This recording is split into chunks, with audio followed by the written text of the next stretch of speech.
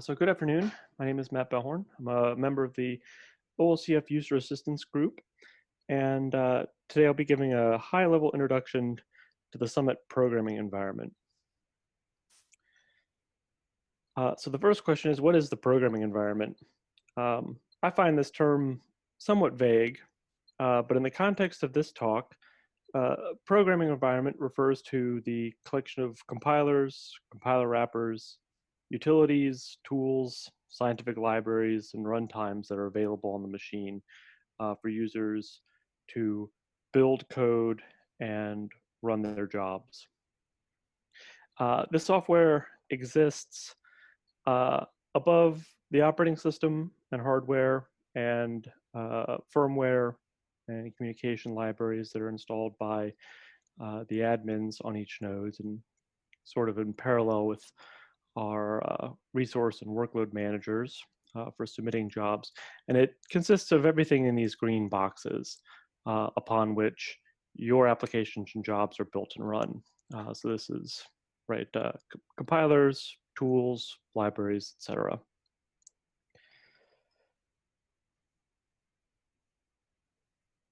At the highest level, the programming environment is just your shell's build and runtime environment. If you were to call the Linux command N to dump the contents of your shell environment, that's essentially what the programming environment is. It's how your environment is configured to build and run software. On our machines, most of the software that is of interest to users is not installed in default standard Unix paths such as userbin or userlib.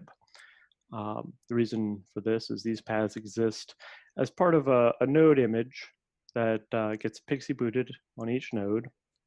And to make changes to the software there, we'd have to change the node image and take a downtime. So most of the software is installed outside of these standard paths uh, in user space and made accessible to users to use through modifying environment variables, adding these external prefixes to path, LD library path for compilers to search, package config path for build systems to locate the libraries they need. And then in addition to these paths, uh, extra options that would be added to the uh, shell environment. Uh, Variables like OMPI, CC, FC, etc., to let the MPI implementation, MPI compiler wrapper that you're using to compile something know which underlying tool chain you'd like to use to build your software. Um,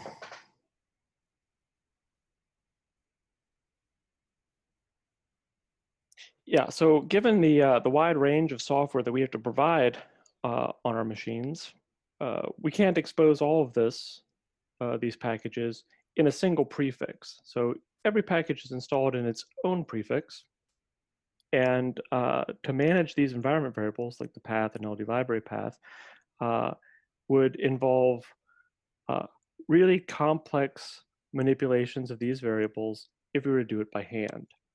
So we don't do it by hand.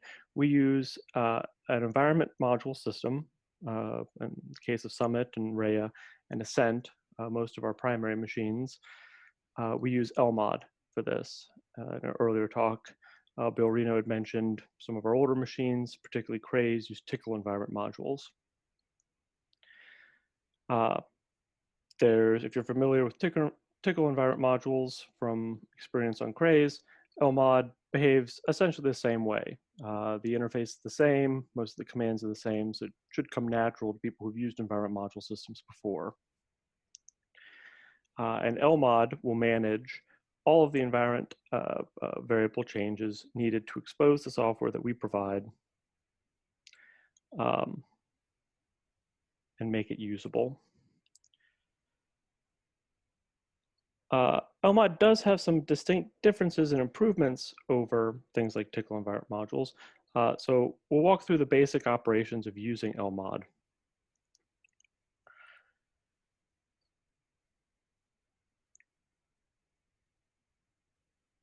So most of the software that we provide that constitutes the programming environment can't exist in your environment simultaneously. Our users have specific requirements. Some say would prefer using one particular version of, say, HDF5 versus another. We need to provide software that is in the same package but configured differently. And if all of these exist in the environment at the same time, they would conflict with each other. So LMOD lets you dynamically add and remove packages to your environment using a series of commands which are listed on this slide. These are the most useful.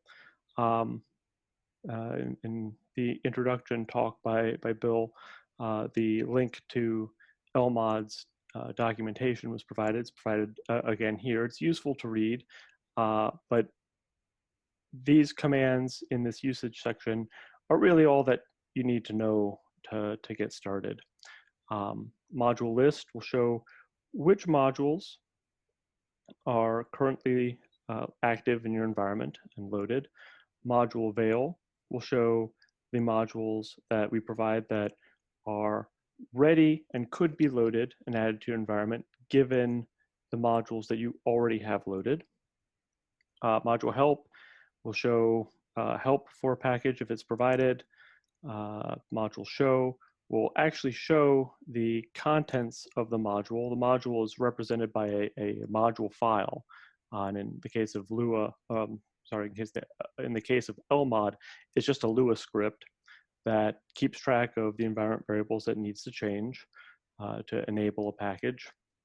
Module show will print out what changes that module file will make to your environment, what directories it'll add to the path or remove to paths, what environment variables it'll set, etc. The most useful is probably module load, and you can pass to it a space-separated list of multiple packages, which will activate, load a module and put it into your environment for you to use. Unload will undo that operation. LMOD keeps track of the changes that it makes to your environment, so it can remove the changes that it's made when loading one module dynamically and at any time. Module reset is useful. It restores your environment as far as the changes that LMOD has made to the system defaults, what you would get if you logged into a fresh, clean login session. Module restore and an optional collection name, which we'll talk about in an upcoming slide in more detail, lets you save a collection of modules that you reuse often and restore it quickly. Module Spider, we'll also talk about that in a bit more depth. It deep searches the modules that are available. There's a difference between module avail and module spider that's important, and we'll cover that. And module purge removes all modules from your environment. The module avail command only shows which modules can be loaded given what's currently loaded in your environment. So if there's a package that requires another module to be loaded as a prerequisite, it would not show up under module avail until that dependency package, that prerequisite, has been loaded and added to your environment. You can pass partial strings or partial package names to module avail to filter what it returns. So we have a lot of packages in the system. You just type module avail, you see a giant list of packages. And if you know the name of what you're looking for, you can filter down that list by giving it module avail context cues.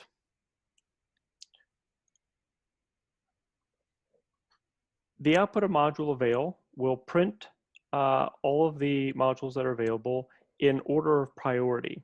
And each separate section will be delineated with a path.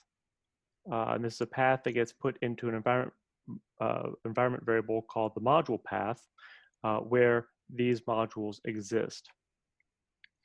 The output also shows which modules are defaults, and if any of them are loaded, they'll be annotated with extra symbols, D and L. The key for all the symbols is always printed.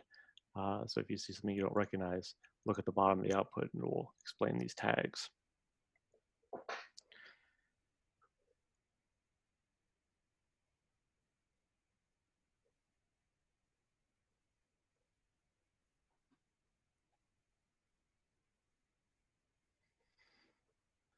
So I'd mentioned that there's a concept of module file priority, that Avail will print modules that are available in order of priority.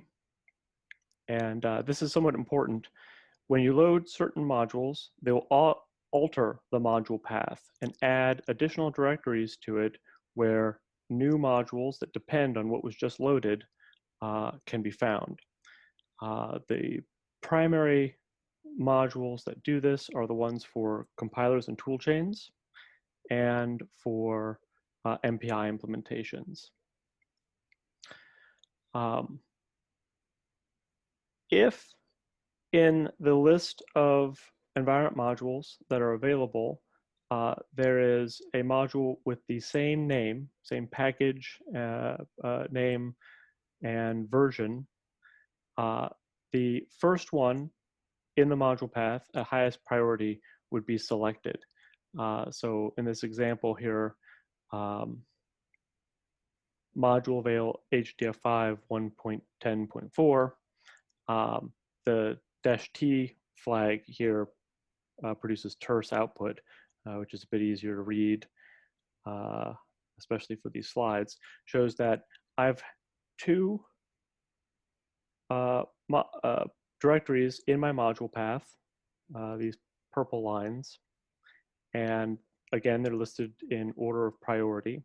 And there's an HDF5 1.10.4 module in each of them. This first one would be selected if I asked to load module load HDF5 1.10.4. When you change a module that alters the module path, anything that had been loaded that depends on that module which was changed will be unloaded, disabled, or swapped out for a compatible module automatically. And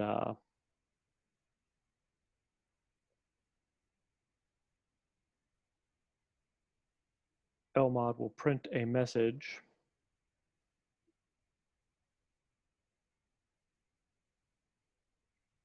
I guess it's in a future slide. I have an example of the output that will show, but print a message indicating that it has altered module files implicitly. So if you're concerned about what's actually loaded, check the output of module commands that get written to standard error to see if it's swapped out any modules implicitly when you make a change. To carry on with module file priority, if you want to override the which modules have priority, you can alter the module path yourself. The commands module use will add paths to the module path, and module unused will remove them wherever they occur in the module path. You can also, because the module path is just an environment variable, you can also just directly modify that environment variable. But this is using module use and unused a bit easier because you don't have to filter paths out of a long string of search paths. Module use will prepend whatever path you've added to the module path, giving it the highest priority. So you can move the priority around. You can also use these commands, module use and unused, to provide your own custom module files. If you create a directory and populate it with your own module files, you can module use that path and expose software that you've written for use through the module system. Writing custom module files isn't complicated.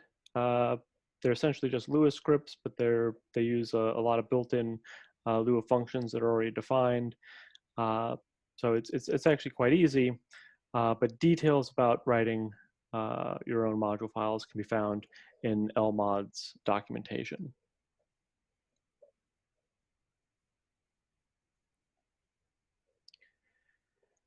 So I had said earlier that module avail will only show modules that can be loaded given what's currently loaded. And if you want to find modules that exist on the system but cannot be loaded because you don't have all the prerequisites needed to load them, there is a deep search tool called Spider, Module Spider, that can search the entire tree of possible environment modules. Module Spider will find packages that cannot be loaded given the current environment, and it will show what packages need to be loaded in order to make the target package that you're interested available. So here in the case of, in this example, HDF5 110.4 module Spider HDF5 110.4 will show all of the different prerequisites. And if you actually run this command on the machine, it's a very long list of modules that need to be loaded to expose a build of HDF5 110.4. And this is, I'm using this as an example because you can see in this output, there's at least two builds of HDF5 that are available. One that depends only on the GCC toolchain being loaded, and another that depends on GCC and Spectrum MPI being loaded. The distinction between these two is that the one that also requires Spectrum MPI being loaded, an MPI implementation, is that build is MPI enabled. The one that just depends on the toolchain is a serial build. And that's true for many of the packages that we provide. If you have a Spectrum, if you have an MPI implementation loaded, and we have a build of a particular package that is MPI enabled, it will get priority and be loaded automatically.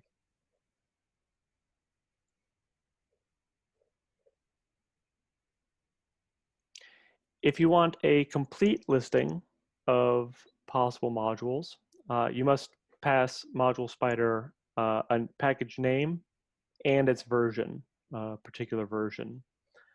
And so that was the example on the last slide. I passed a full package name and version.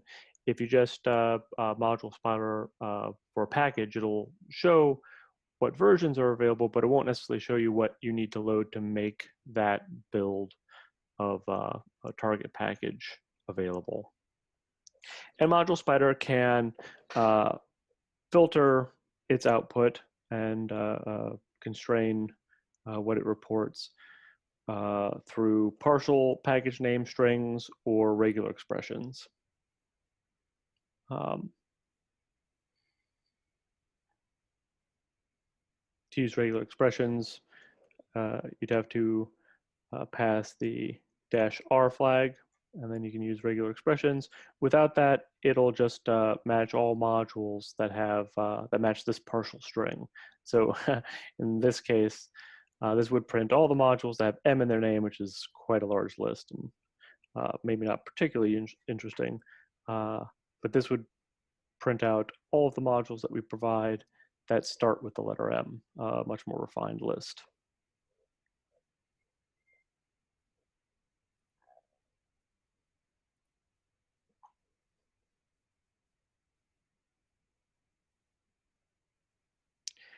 So module dependency management. So LMOD will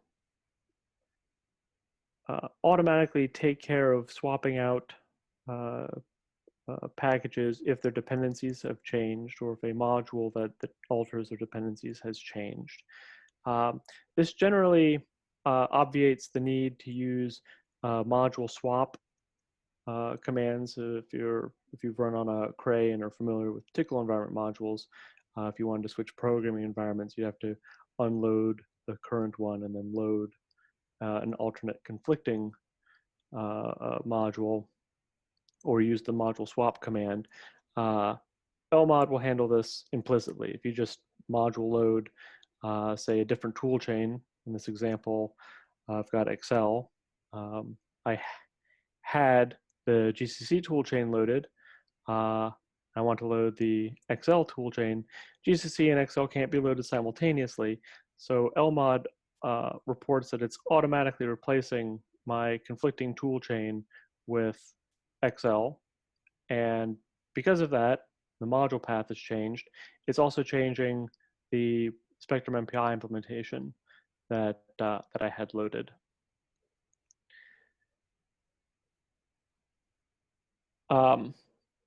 If an implicit change to the module path, an implicit change to loaded modules produces a set of conditions where it's not possible for a module that you have currently loaded to be active, LMOD will report that that module is inactivated. So it's taken out of your path, but as soon as your environment is set back up where it could be enabled, it will re-enable it. And LMOD will issue warnings when that happens in both directions, when it's inactivated a module and when it's restored it if your environment changes to allow it to be loaded again.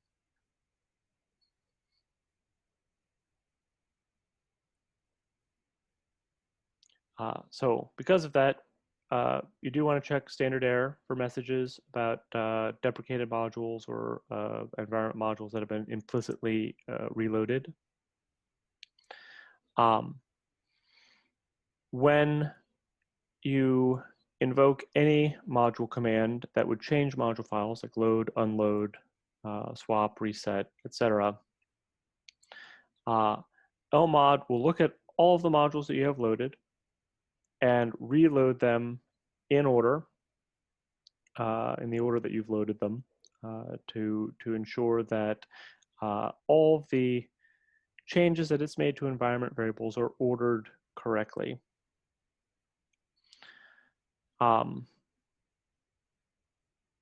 In most cases, packages that we provide are dependent on other packages that we provide.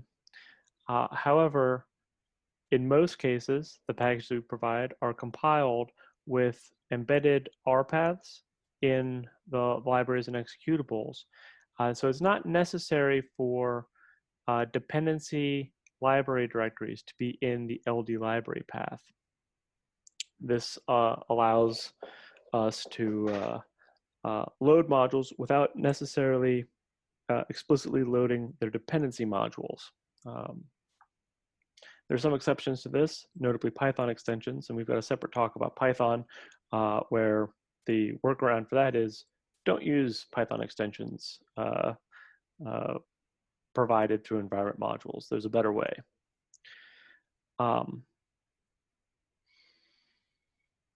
Not all the packages that we provide are available in all compiler environments.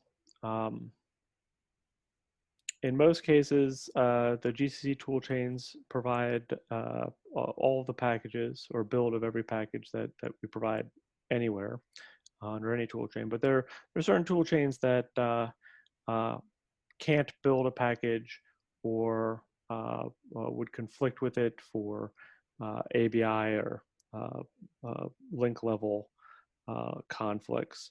And so some packages are not available under every compiler environment. If you've got a compiler module loaded, its dependent modules might not contain the package you're looking for.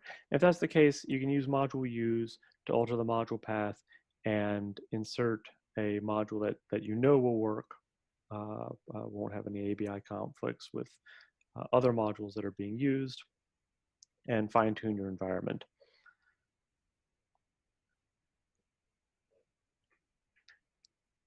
So I'd mentioned user module collections. These are a convenient way to reuse a set of modules that you use all the time. The procedure for doing this is to invoke, load all the modules that you want, and then call module save and give it whatever random name you like.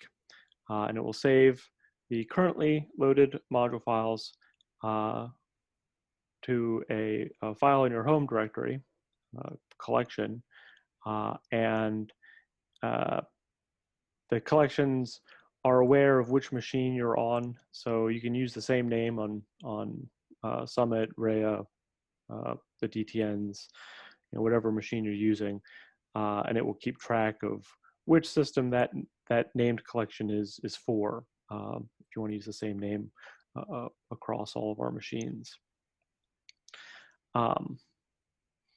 Module reset will reset all of the modules that are in your environment back to the system default, as if you just logged in with a fresh login session. And module restore, and that name, whatever you named your collection, will restore the modules that were saved in that collection.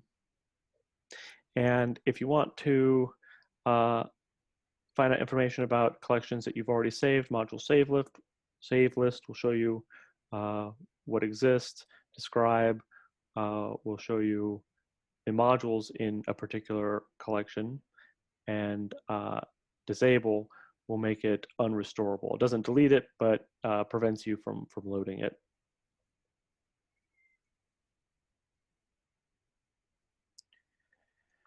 A word of caution about module collections. If we make changes to a module file, those may break your saved collections. And in particular, this affects the MPI implementations. So occasionally we will upgrade the compilers, or we'll get a new release of Spectrum MPI, which is the primary MPI implementation available on Summit.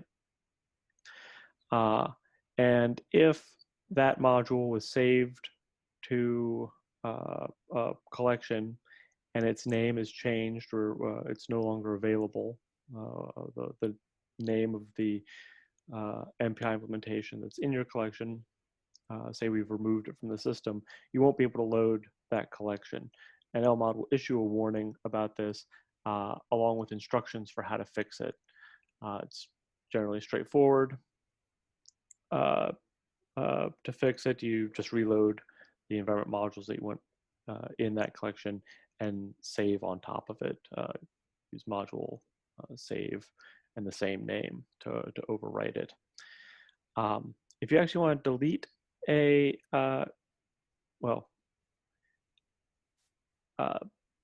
the collection name default, LMOD, when you log in, will automatically load that if you've created a collection name default.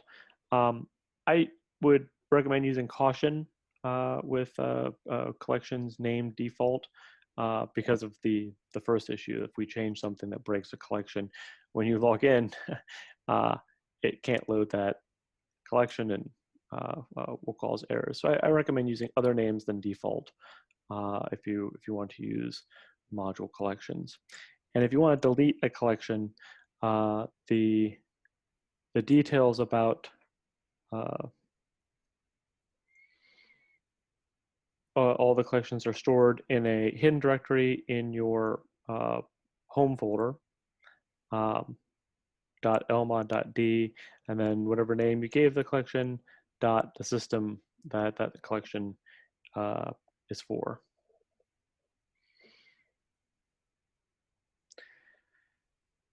When you log in, we load one module by default. It's a meta module. It's called def apps, and it loads additional module files for the XL compiler toolchain, Spectrum MPI, the HSI utilities to interface with and access the HPSS tape backup system, Xalt, which is a library usage monitor, some wrappers that we provide for interfacing with batch scheduler LSF, and the Darshan runtime, which is an IO profiler. If you want to use another IO profile that conflicts with Darshan, you'd have to unload Darshan runtime. In general, it's not really an issue, I do not believe, for most users. Okay, so that's an overview of what is how to interact with the environment module system. So now what is available? The primary choice of modules to load will focus around the compilers and tool chains that we offer. By default, when you log in, we set your environment up to use IBM Excel, but we have many other tool chains available on the system, and choosing a particular one will unlock a collection of software that we have built that's API compatible with that tool chain and its compiler runtime libraries. So those compilers, those compiler module files are listed on this page. We have several flavors of Excel. And as we get new ones, older ones are deprecated, their module files are removed from the system. We have a number of GCC tool chains available on the system. Version 6.4.0 is the default. If you just say module load GCC, this is the one you'd get. But 7.4.0 exists. That is the latest that can be used as a host compiler for NVCC under CUDA 10, although we anticipate we'll be getting CUDA 11 in the near future. And then we have GCC 8.1.1 and 9.1.0. Those both support OMP offload and OpenACC. We provide PGI tool chains. Currently, the default is PGI version 19.9. We have 20.1 on there as well. These also support OpenACC. And we have a couple experimental LLVM Clang tool chains. You'll see more than just these listed, but these are the two that I'd recommend. LLVM1 dash this dated string is the default. And that's an older build that's provided by IBM. This LLVM 9.0.0-2 is a local build of vanilla LLVM Clang. Neither of these include Flang or F18. So if you have these loaded, they'll use G-Fortran as the Fortran compiler. But they do include Clang and Clang++.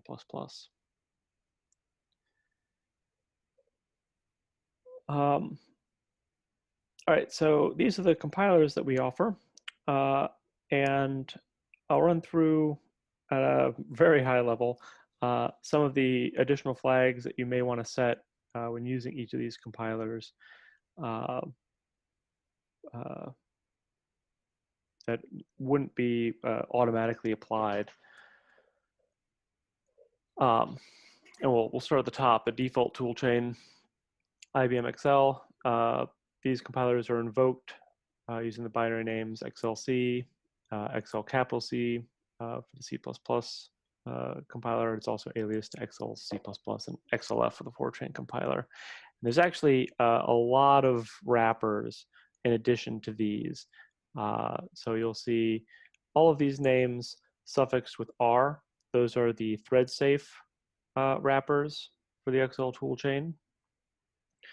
And if you want to see the full list of what wrappers for Excel exist, if you load the Excel module, all of our environment modules set an environment variable called olcf underscore the package name underscore root that points to the prefix where that software is installed. And in the case of Excel, there's a directory within its install prefix, etc xlc.config.exe. some long string. It'll change depending on what CUDA versions we have available on the machine and what version of the operating system we're running. But this configuration file will list all of the wrappers for XLC and what flags they apply to builds implicitly when using that wrapper name to invoke the XL compiler.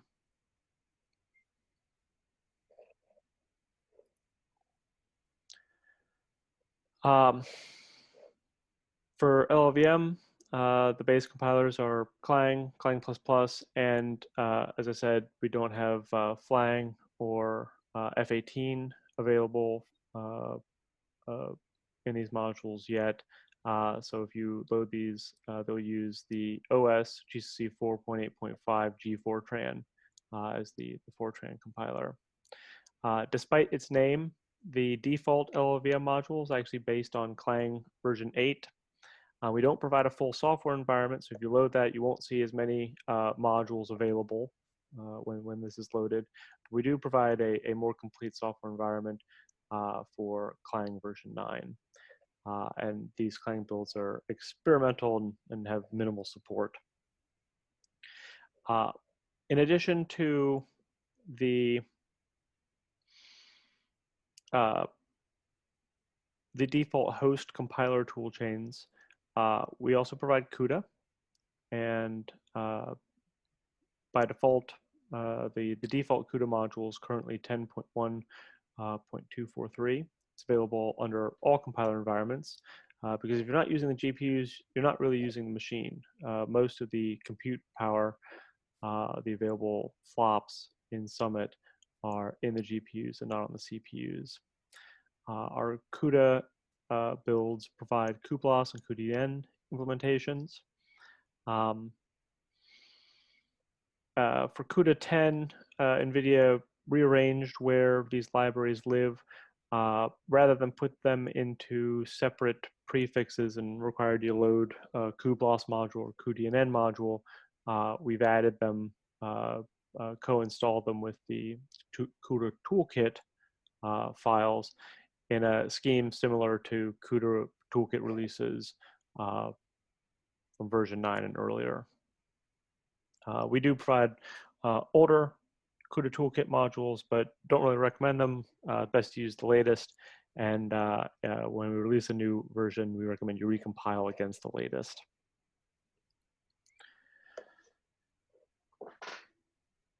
All right, so software libraries and programming models. We have a lot of these. I'm not going to go through all of them, but I'll talk about the ones that provided by the machine vendor, IBM. So IBM, we have the machines provisioned with IBM's ESSL math libraries, so BLAS, LAPACK, and FFTW implementations. It's there's asterisks on LAPACK. It's actually not a complete LAPACK implementation. So if you want to use ESSL, you have to use it in conjunction with another LAPACK implementation, like OpenBLAS or NetLibLAPACK, which we have available in their own module files, and link them into your applications in order, in an appropriate order, for the symbols available in SL to have priority over what's provided in a reference or a standard complete LAPACK implementation. IBM also gives us MAS, and the main MPI implementation on the machine, Spectrum MPI. We don't really have alternatives for using that MPI implementation. I mean, there's one, but talk about it. It's experimental and not really recommended that folks use it. We also get CUDA, cuBLAS, cuDNN from NVIDIA, and we have Alinea Forge, performance reports, Scorpion, Vampire, debuggers, and profilers available, provided by their vendors. The rest of the software, for the most part, is built by the OLCF It's built in user space without super user privileges. And these modules are often general purpose builds. We optimize the builds as much as possible while still being generally applicable to everybody, all of our users who might use it. But these builds may not be as optimized or tuned or configured exactly the way you want, them. Notably, the netlib LAPACK module is just a reference implementation of BLOS and LAPACK, and it doesn't have the greatest performance on the CPU. We do also provide OpenBLOS, which is more optimized, and you can extend netlib LAPACK with ESL if you're using the XL toolchain. Well, I guess you don't have to be using the XL toolchain, but you have to link your applications in a specific ordered way. So if the packages that we provide don't meet your needs, we encourage users to build their own for special needs. If you have issues doing that, you can contact our helpline. We're happy to help.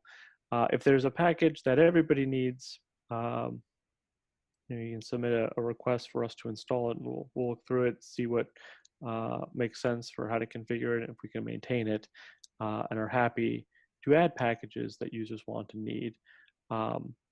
But if there's a special configuration tweak that only applies to one project, we encourage that project to install, and we'll help you do so.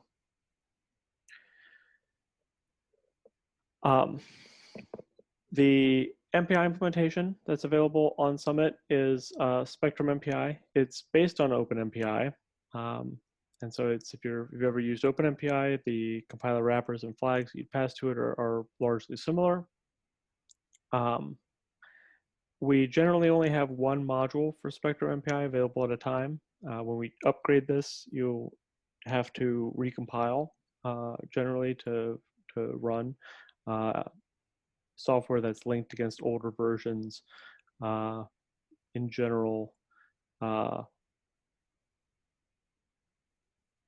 cannot open the appropriate communication links or interface with the job launcher to actually start. So there will always be announcements in our mailing lists when this will happen, when Spectrum MPI will be updated. But yeah, there's generally only one. We want to recompile when we update it, and we don't necessarily remove the older ones. We hide them, but you don't want to use them. We have a separate talk about launching jobs using JSRun, which is the Spectrum MPI launcher.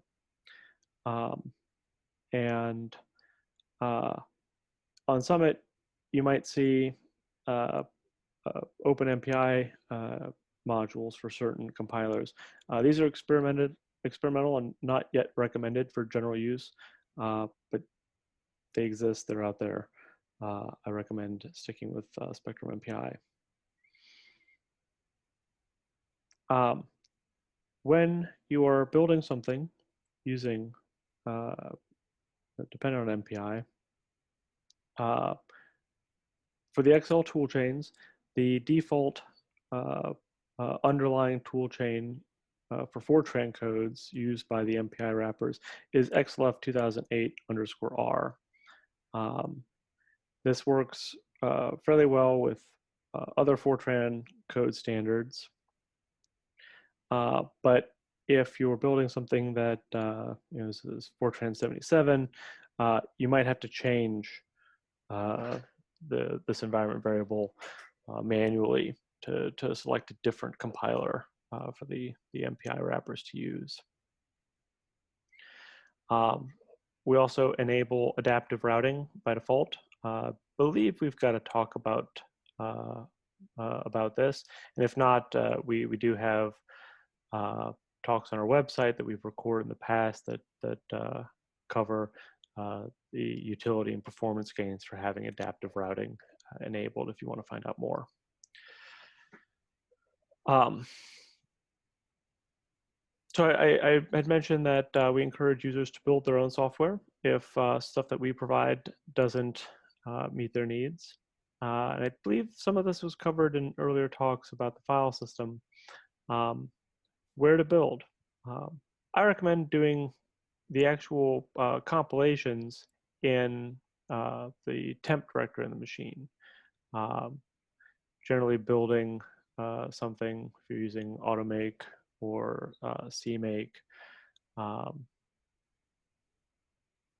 There'll be lots of small files created and destroyed in short order, which is stressful for uh, the NetApp network file system. And builds won't done in the temp directory, a temp directory, won't leave detritus in your quoted file system spaces like home and CCS proj. You also build on GPFS, but that's just for building it. Once the application is built, we do recommend that you install it someplace on the NFS file system. In particular, I recommend CCS proj, your project ID. This is an area that's not purged. It's quoted and is mounted read-only on the compute nodes, but it's mounted with write permissions on the batch nodes and login nodes. I would generally avoid installing software to your home directory. Certainly you can if it makes sense, but I'd make a special exception for installing software to places like .local, bin, lib, share, which are locations that some languages and frameworks will by default install software, notably Python. If you install something in your user space with pip, it'll be put in a subdirectory of .local. The problem with this is we have a shared home directory across all of our machines, which have different architectures and different versions of the compilers and their compiler runtimes. So installing software in your home directory and adding those directories to your path is likely to cause ABI or ISA runtime issues if you're working on more than one machine. So I don't recommend that. But CCS proj is generally the best place because it is not purged. You can also install to GPFS, but beware of our purge policies. Files that aren't used, depending on where you've installed a package between 2 weeks and 90 days may be removed. And the GPFS file systems don't have snapshot backups like the NFS spaces do. All right, so that is all that I have to cover for the high level for the programming environment. If you have questions or comments regarding the Summit programming environment, you're welcome to send us an email at help@olcf.onr.gov. We're happy to help with any issues and questions that you have. If you need help building software or setting up an environment in a way that's usable to you, or if you'd like us to provide additional software packages. We've got some time left. Are there any questions or comments? Thanks, Matt. Yeah, I think there's a couple of questions already. There was one that we didn't know the answer to, which was for the user-defined module collections. Is it possible to put those in a location that can be accessible by all project members, for instance? I think you said by default they're put into your home directory in a .lmod directory. Is there a way to copy those or to just create them from the get-go somewhere else? You could copy them. you could put them, you could put symlinks maybe to them in another place, but you have to open up permissions for other people to see into your home directory. I believe by default, other users cannot traverse your home directories. If you want to do that, you have to open up permissions to a directory that I generally think should be kept private. Lots of codes will put lots of software will put private keys and things in there. If you're not careful, you might open up yourself to sharing things that you might not want to share. I will have to look and see if there's a way to change the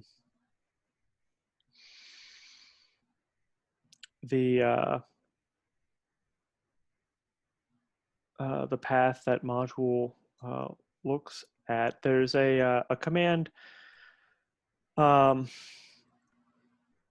module dash dash config will dump all of the build time and runtime configuration options that one can tweak LMod with. And I'd have to check that and see if there is a way to change that the directory where it installs user collections. I don't believe there is. But the author of LMod, Robert McClay at TAC, is receptive to feature requests, and LMod's open source.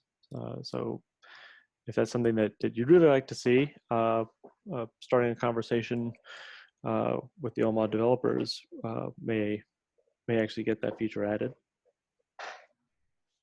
Okay, thanks.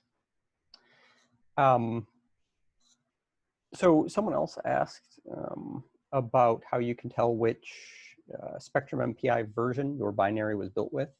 I tested on Summit and believed that LDD would work, but I was corrected quickly in the chat by saying that it was, it'll show what's available that it will currently link with from LD library path, for instance.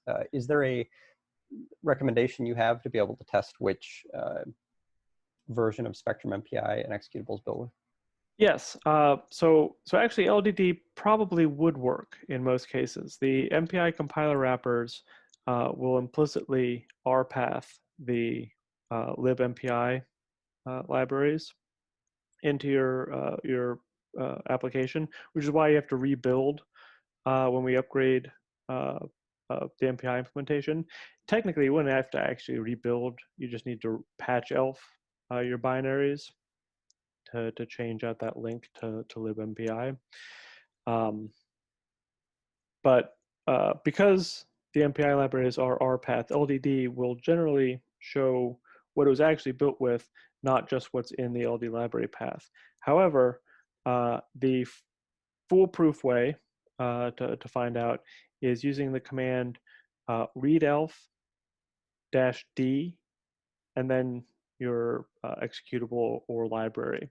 And that will dump the dynamic linking headers in the ELF binary and show you what library is looking for, if that library can be found in an rpath. And I'll tell you the library name that it's looking for under the needed section. And if there's an rpath entry in that header, it will look for those libraries in those directories first, and if it can be found in those directories, that's the one that it will use, assuming it's dynamically linked. Obviously, you don't have to worry about this for a statically linked application, but dynamic linking is the default on Summit.